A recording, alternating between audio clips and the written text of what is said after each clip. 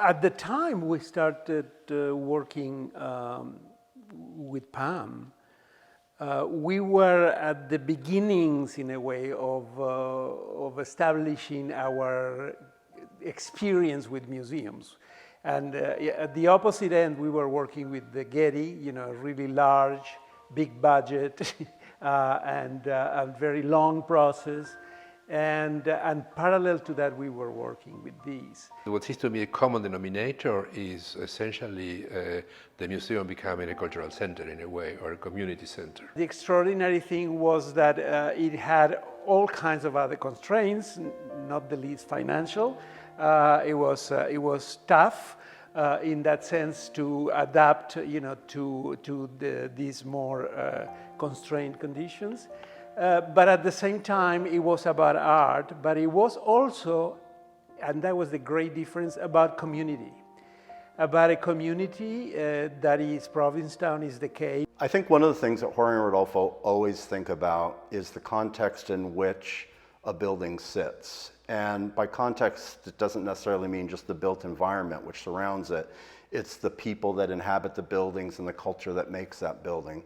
And one of the things that I was so excited to see when the building first got designed and first had its kind of public appearance many years ago, 15 years ago now, was that it was not a typical Cape Cod structure as you would imagine it.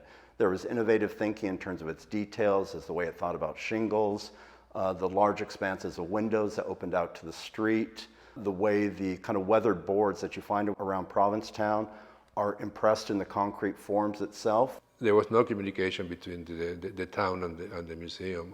What we did by making the gallery now transparent and accessible, changing the entrance, essentially reversed that condition.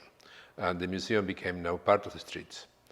And for a town like this, and for a collection, and for an institution like this, that symbiosis with the street is essential. I mean, that is unique, it's rare. Having them come in and listen to what we wanted, what we needed to fulfill the three major parts of PAAM: a museum, which houses a collection, an exhibition space, a school that runs year-round classes. We needed all of that, and we really wanted everything on site. And that it was a very tall order that we put together for them. We understood each other very well.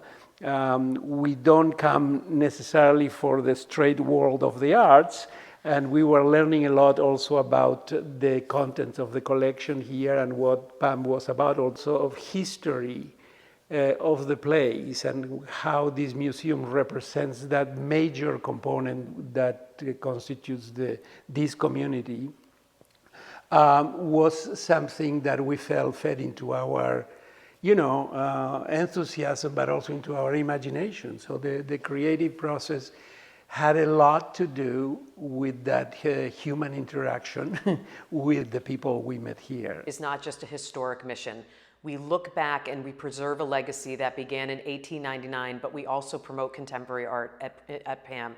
The idea of having a building that mimics what the actual mission is was something that they were very thoughtful about, pairing a modern structure next to an 1820s federal-style captain's house. I see this design as almost a reflection of how modern and traditional can come together in one fell swoop, and that's what they did. Their sensitivity to Provincetown, they took a lot of time looking at other buildings in this town, looking at a widow's walk or a cupola or some type of architectural structure, and then incorporating the same materials, wood, concrete, and glass, that were in the federal-style house into the new wing. Well, PAAM is here to stay, isn't it? I mean, it's not going to go anywhere. It will need to grow because museums, like airports and hospitals, always grow. So, and where will it grow, we will see.